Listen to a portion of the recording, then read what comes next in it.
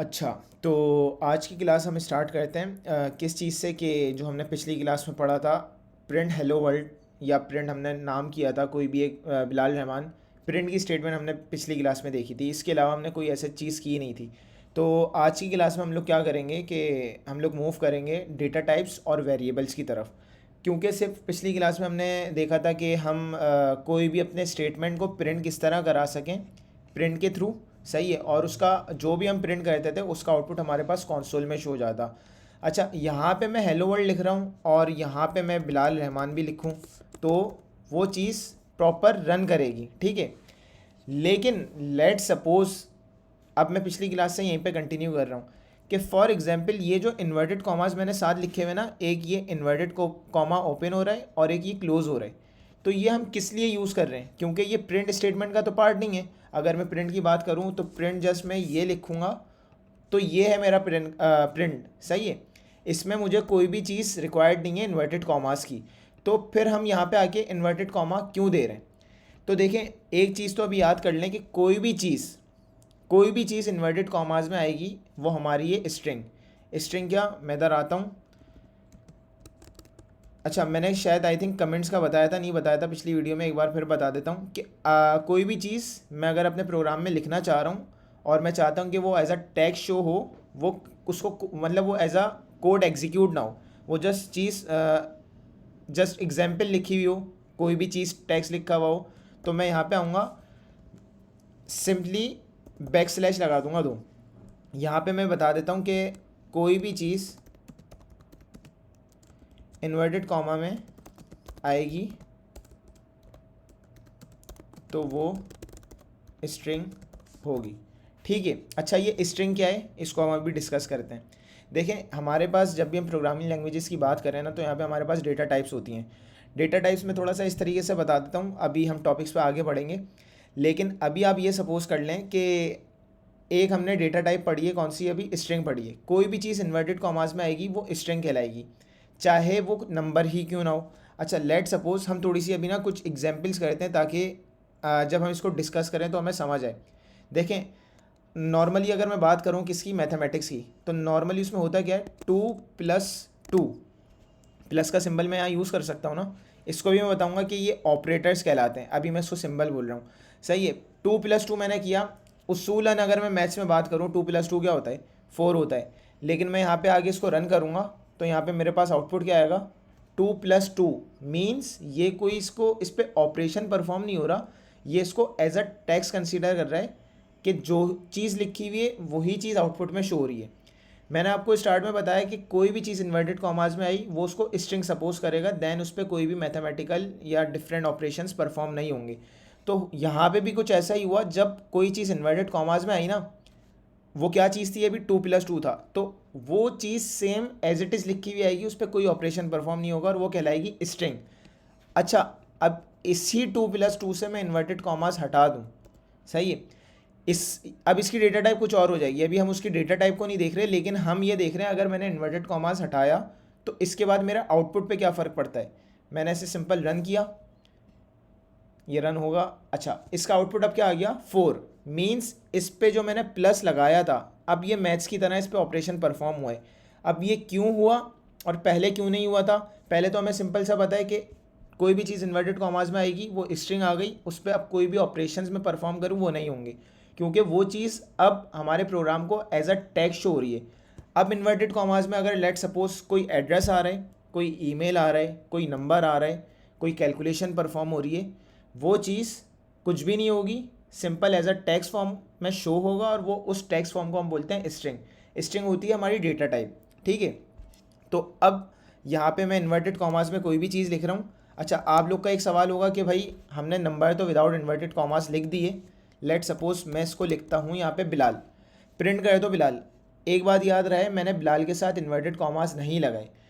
अभी बिलाल पे क्या बोल रहा है, अनडिफाइंड नेम बिलाल। ये जो रेड अंडरलाइन है ना, ये एरर को डिनोट करती है, और ब्लू या ऑरेंज डिफरेंट आईडीज़ पे डिफरेंट लाइंस होती हैं वो डिनोट करती हैं। रेड तो हमारी एरर को ही करती है, ब्लू और ऑरेंज जो होती है ना वो वार्निंग्स को करती हैं। वार्निंग क्या चीज़ होती है, वार्निंग से कभी भी हमारा कोड रुकेगा नहीं, एरर नहीं आएगा, वो किसी किस्म की वार्निंग्स होती हैं, मे बी हम बेस्ट अप्रोच फॉलो ना कर रहे हो, हम इन सारी चीज़ों को देखेंगे। बट अगर रेड अंडरलाइन आ जाए ना तो इट मीन्स कि ये एरर है, ठीक है। तो अभी मैं इस प्रोग्राम को अगर रन करूँ ना तो यहाँ पे मेरे पास एरर आ जाएगा। अब हमने एक चीज़ देख ली कि मैं किसी भी नंबर को विदाउट इन्वर्टेड कॉमास रन कर रहा हूँ तो ये रन हो रहा है, ऐसा ही है। इसको इन्वर्टेड कॉमास के साथ रन करूँगा, ये जब भी रन हो रहा है। अच्छा, अगर मैं किसी वर्ड की बात करूं या किसी अल्फ़ाबेट की बात करूं, जैसे मैं ए लेता हूं और ए को मैं डबल इन्वर्टेड कॉमास में रन कर रहा हूं ना तो ये रन हो रहा है। लेकिन अगर मैं इसके साथ इन्वर्टेड कॉमास हटा देता हूं तो यहाँ पे मेरे पास क्या आएगा, सिंपल एरर आ गया। अच्छा क्यों?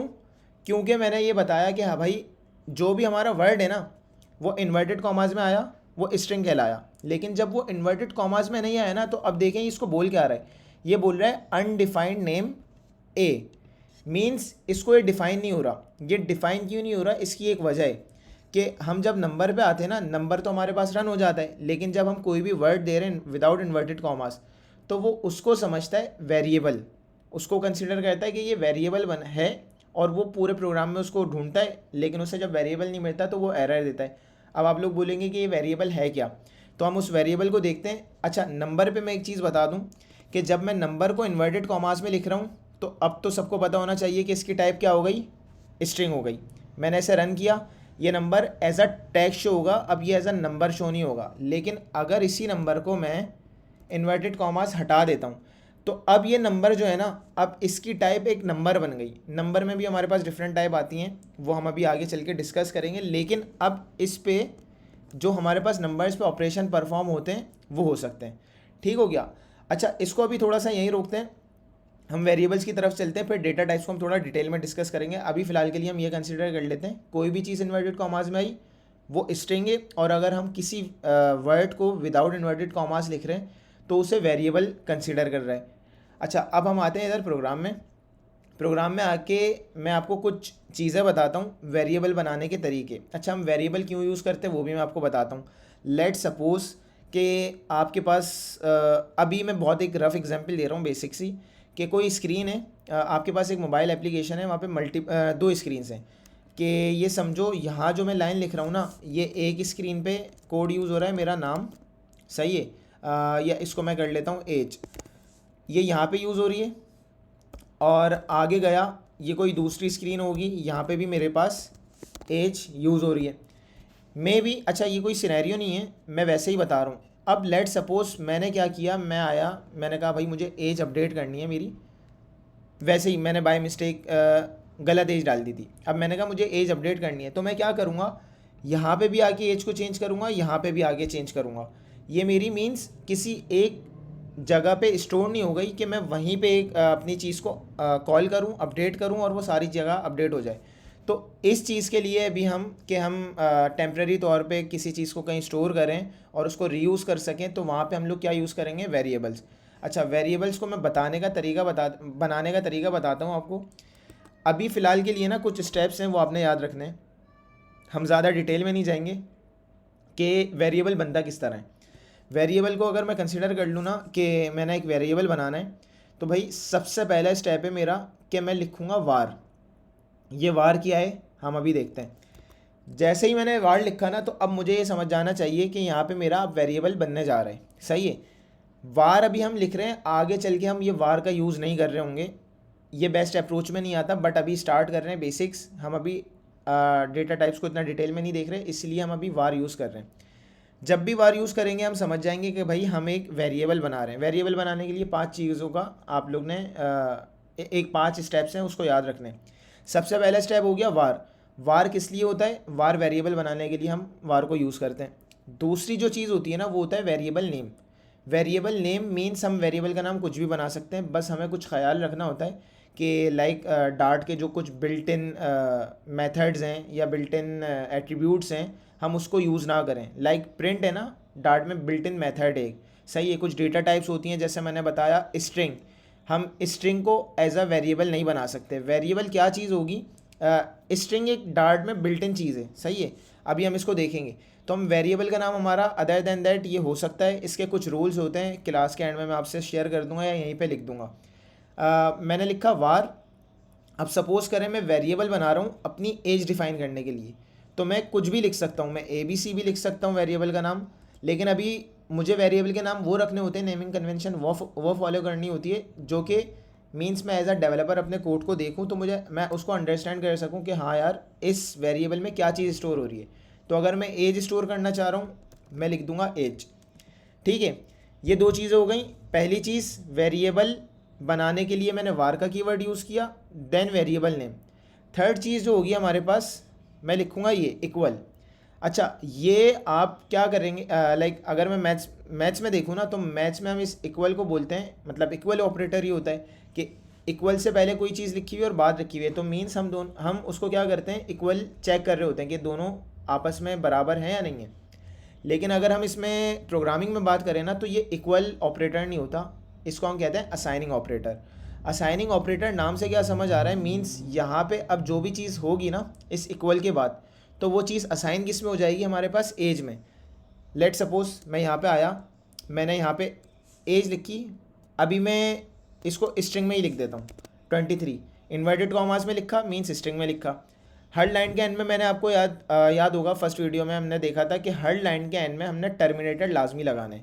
टर्मिनेटर क्या, ये जो कॉलन, अगर मैं शिफ्ट दबा के कॉलन दबा दूँ तो ये मेरा टर्मिनेटर होता है।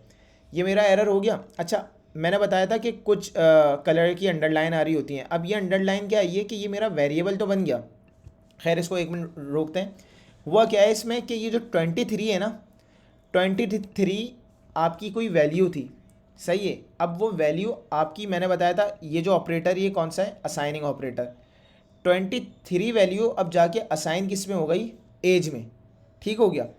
अब ये एज में असाइन हो गई, मीन्स कि यहाँ पे आके अब जब भी मैं एज को यूज़ करूँगा ना, एज में मेरे पास क्या आ रहा होगा, 23 आएगा, क्योंकि मैंने असाइनिंग ऑपरेटर की हेल्प लेकर क्या किया था, इस 23 को एज में असाइन कर दिया था। मैं आता हूँ, प्रिंट का स्टेटमेंट मुझे पता है, मैं प्रिंट लिखता हूँ और मैं यहाँ पे आके इन्वर्टेड कॉमास में लिख देता हूँ एज। अब इसका आउटपुट, एक सेकंड का ब्रेक लेता हूँ मैं, आप लोग सोचिएगा कि इसमें होगा क्या। लेकिन अब मैंने जैसे बताया एज में मेरे पास क्या आ जाएगा, 23, एज में 23 स्टोर हो गया। अगर मैं इसको रन करूँ तो आप लोग अभी यही सपोज करेंगे कि यार इसका आउटपुट क्या आना चाहिए, 23, लेकिन मैं इसको रन करता हूँ तो हम इसका आउटपुट देखते हैं क्या आएगा। इसका आउटपुट आ रहा है एज। तो फ़ायदा क्या हुआ भाई, एज को 23 को एज में डिफ़ाइन करने से। तो अब बात यहाँ पे ये आती है कि मैंने क्लास के स्टार्ट में बताया था कि इन्वर्टेड कॉमास में कोई भी चीज़ आएगी उसे उससे कोई कंसर्न नहीं है, वो उसको कुछ भी नहीं समझेगा, वो उसे ना वेरिएबल समझेगा, ना वो उसे कोई डिफरेंट डेटा टाइप समझेगा। वो बोलेगा ये नंबर हो, ये कोई भी वेरिएबल नेम हो, कुछ भी हो, अगर वो इन्वर्टेड कॉमास में आ गया तो वो है स्ट्रिंग और वो एज इट इज़ आएगा। अब अगर मैं यहाँ से इन्वर्टेड कॉमास हटा दूँ तो अब जाके देखा ये इसने इसको ब्लू कंसिडर किया, और ब्लू कंसिडर करने के बाद इसने कोई एरर भी नहीं दिया। पहले जब मैं इन्वर्टेड कॉमास में कोई चीज़ लिख रहा था तो उसमें एरर आ रहा था कि वो बोल रहा था अनडिफाइंड। वो यूँ आ रहा था जब मैंने बिलाल लिखा था तो बिलाल का मैंने कोई वेरिएबल बनाया नहीं था, तो वो उस बिलाल को एक वेरिएबल सपोज कर रहा था। यहाँ पे आके मैंने एज नाम का वेरिएबल बनाया। अब जब मैं इसे रन करूँगा ना तो इसका आउटपुट आएगा 23। अब इसका आउटपुट आ गया 23, क्यों, अभी इन्वर्टेड कॉमास में नहीं था। अगर ये इन्वर्टेड कॉमास में आता है इसको स्ट्रिंग सपोज करता, इन्वर्टेड कॉमास में नहीं आया, जब ही जाके इसने एज को क्या सपोज किया कि एज मेरे पास कोई वेरिएबल है। इसने देखा प्रोग्राम में पहले बना हुआ था तो इसने एरर नहीं दिया। अभी अगर मैं एज की जगह डबल ई लगा दूँ ना तो ये एरर दे देगा। क्यों, मेरा एज मीन्स डबल ई वाले एज का कोई वेरिएबल अभी बना हुआ है, नहीं बना हुआ है, तो इसने चेक किया, इसको अनडिफाइंड मिला क्योंकि ऐसा कोई वेरिएबल ही नहीं बना हुआ था। और अगर मैंने अपने वेरिएबल को आगे एज डबल ई वाला कर दिया तो अब एरर नहीं आएगा, क्योंकि अब इसने देखा कोड एग्जीक्यूट प्रिंट होने से पहले इसको वेरिएबल मिल गया था। हमने रन किया, इसका आउटपुट क्या आ जाएगा, 23। लेकिन अगर इसी एज को मैं क्या करूं, प्रिंट के बाद यूज़ करूं ना और फिर मैं इसको चलाऊं, खैर उसने पहले ही एरर दे दिया, क्योंकि मैंने स्टार्ट में बताया था हमारा कोड चलता है line by line. Line by line जब चला उसने सबसे पहले ट्राई किया प्रिंट एज कर, मतलब एज को प्रिंट करने की, लेकिन ऊपर से जब वो चलता हुआ आ रहा था उसे कहीं एज नहीं मिला, तो उसने वहीं एरर दे दिया, क्योंकि एज हम डिफ़ाइन बाद में कर रहे हैं और वो उसे प्रिंट पहले करा रहा है, इस वजह से एरर आ रहा है। तो ये भी आप लोग मे भी कुछ एरर फेस करो, तो मैंने ये सिनेरियो भी बता दिया। इसलिए हम अभी आते हैं इसको ऊपर ही लिख लेते हैं, ठीक है। तो ये एक बेसिक हमने देखा कि हमने वेरिएबल किस तरह बनाया, वार का कीवर्ड वेरिएबल बनाने के लिए यूज़ किया। देन हमारे पास एज आ गया, एज था हमारा वेरिएबल नेम। फिर हमने एक असाइनिंग ऑपरेटर लगाया जिससे हम एज कहीं असाइन कर सकते हैं। देन 23। अब लेट सपोज यही एज मेरे पास दो जगह यूज़ हो रही है कि इसको मैंने लिखा एज और इससे पहले लिख दिया मैंने, ये हो रही थी मेरी प्रोफाइल पेज पे, यहाँ पे मेरे पास प्रोफाइल पेज पे हो रही थी एज शो, ठीक है। और यहाँ पे सपोज़ कर लें मेरे पास हो रही थी ये कोई भी मेरे होम पेज पे कंसिडर कर लें, होम पेज पे ये शो हो रही थी, ठीक है। अच्छा यहाँ पे आया तो अब होगा क्या, मैंने एज अपडेट करनी है, मेरी एज यहाँ दो जगह यूज़ हो रही है ना। अब मुझे दोनों जगह आके अलग अलग अपडेट नहीं करना पड़ेगा, मैं जस्ट यहाँ पे आके 24 करूँगा, सॉरी इसको मैंने किया 24। इन दोनों वेरिएबल में एज यूज़ हो रही है, अब ये 10 जगह भी यूज़ हो रही होगी ना, मैं जस्ट वेरिएबल में उसकी वैल्यू अपडेट करूँगा और जहाँ जहाँ मेरा वेरिएबल यूज़ हो रहा होगा हर जगह से मेरी वैल्यू क्या हो जाएगी, अपडेट हो जाएगी। अच्छा तो अब हम मूव करते हैं थोड़ी सी आगे चीज़ों पे। आगे क्या मैंने बताया था कि अभी वार से हमने वेरिएबल तो बना लिया, ठीक है, वार से हमने चीज़ें भी इसमें असाइन कर दी, जैसे मैंने 24 असाइन किया। अब मैं क्या करता हूँ, मैंने बताया था कि स्टार्ट हम कर रहे हैं कि वार वेरिएबल बनाने के लिए यूज़ होता है। चलें पहले हम ना वेरिएबल के रूल्स पढ़ लेते हैं। वेरिएबल के रूल्स क्या होते हैं, वेरिएबल के देखिए कुछ रूल्स होते हैं वेरिएबल नेम के, कि मैं वेरिएबल का नेम के लिए क्या रूल्स फॉलो करूं। तो कुछ रूल्स हैं, मैं यहीं पे कमेंट लिखता हूं और ये मैं कमेंट में भी डाल दूंगा, रूल्स फॉर मेकिंग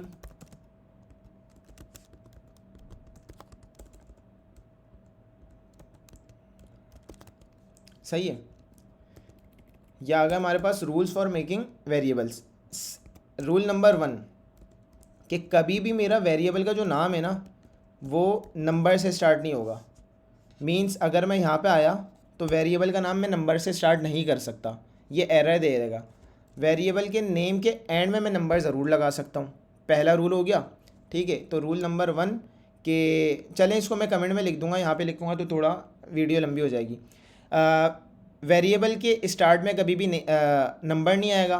देन उसके अलावा अगर मैं वेरिएबल का नाम लिखना चाह रहा हूँ कि भाई लेट सपोज स्टूडेंट नेम होता है ना, तो हमने स्टूडेंट नेम लिखा तो वेरिएबल नेम में कभी भी स्पेस नहीं आएगा। यहाँ पे हम अंडर स्कोर ज़रूर लगा सकते हैं, लेकिन अंडर स्कोर के अलावा कोई अदर स्पेशल कैरेक्टर है ना, लेट सपोज मैंने हैश यूज़ किया तो ये हैश भी हम यूज़ नहीं कर सकते। स्पेशल कैरेक्टर्स में हम अंडर स्कोर सिर्फ यूज़ कर सकते हैं, लेकिन यहाँ पे ये भी बेड प्रैक्टिस में आता है क्योंकि हमें यहाँ पे camel case, small camel case use करना होता है। कैमिल केस क्या होता है, स्टार्टिंग का जो वर्ड होता है उसका first letter small and then next letter क्या होता है कैपिटल। जैसे मैंने स्टूडेंट का एस आ गया स्मॉल, देन नेम का एन हो गया कैपिटल। तो हम लोग ने ये नेमिंग कन्वेंशन फॉलो करनी होती है। तीसरी चीज़ हमने देख लिया स्पेस नहीं आता, एक हमने देख लिया कि स्पेशल कैरेक्टर नहीं आता, नंबर से कभी स्टार्ट नहीं हो सकता, या पूरा हमारे पास वेरिएबल नेम नंबर नहीं हो सकता क्योंकि वो फिर उसको क्या एक डिफरेंट डेटा टाइप इंटीजर होती है, वो सपोज करता है, जो हम नेक्स्ट वीडियो में देखेंगे। तो इसीलिए वेरिएबल मस्ट बी अल्फ़ाबेट, ठीक है, उसमें कोई भी स्पेशल कैरेक्टर यूज़ नहीं हो सकता, उसमें स्पेस नहीं आ सकता। और एक दो कुछ और भी एग्जांपल्स हैं वो मैं आपसे शेयर कर दूंगा। और हाँ कि कोई बिल्ट इन जो मेथड है ना, जैसे प्रिंट है, तो मैं प्रिंट वेरिएबल का मतलब वेरिएबल में नहीं यूज़ कर सकता, ये एक बैड अप्रोच हो जाएगी, सही है। तो आज की वीडियो को हम यहीं पे रोकते हैं। यहाँ पे हमने थोड़ा सा बस मतलब लाइक वेरिएबल बनाना देखा है और एक डेटा टाइप देखी है स्ट्रिंग। नेक्स्ट क्लास से हम ये करेंगे कि टोटल एक क्लास पूरे एक टॉपिक लाइक एक डेटा टाइप को देंगे। नेक्स्ट क्लास में भी हम पूरी स्ट्रिंग को दें कि हम अगर सिर्फ एक वेरिएबल बनाना चाह रहे हैं स्ट्रिंग के लिए तो वो कैसे बनाएं। अभी हमने बहुत एक बेसिक सी चीज़ देखी है कि वेरिएबल बनाना सीखा है, तो इस वीडियो में आप लोग वेरिएबल बनाने की प्रैक्टिस करिएगा। नेक्स्ट क्लासेस से हम टॉपिक इस तरीके से डिवाइड करेंगे कि कुछ डेटा टाइप्स चल रही होंगी हमारे पास, स्ट्रिंग आएगी, फिर डिफरेंट डेटा टाइप्स आएंगी, और ये देखेंगे कि हमारा अभी जो वेरिएबल है ना, इस वेरिएबल को जो मैंने बनाया मैं देखो नंबर भी असाइन कर सकता हूँ। 23 एक नंबर है ना, ये स्ट्रिंग तो नहीं है। तो फिर अभी आगे चल के हम देखेंगे अपने अगर वेरिएबल को हमें रिस्ट्रिक्ट करना है कि वो एक सिंपल डेटा टाइप ले, लाइक स्ट्रिंग ले, या वो सिर्फ नंबर ले, और भी डेटा टाइप आएंगी तो हम उसको रिस्ट्रिक्ट कैसे करें। तो आज की वीडियो को हम यहीं रोकते हैं। इंशाल्लाह नेक्स्ट वीडियोस थोड़ा सा जल्दी आएंगी और टॉपिक्स वाइज क्लियरली डिवाइड हो जाएंगी। तो आज की वीडियो को अगर समझ लेते हैं तो नेक्स्ट वीडियो में सारी चीज़ें इंशाल्लाह आसान हो जाएंगी। आज की वीडियो यहीं रोकते हैं, फिर इंशाल्लाह मिलेंगे नेक्स्ट वीडियो में। अल्लाह हाफिज़।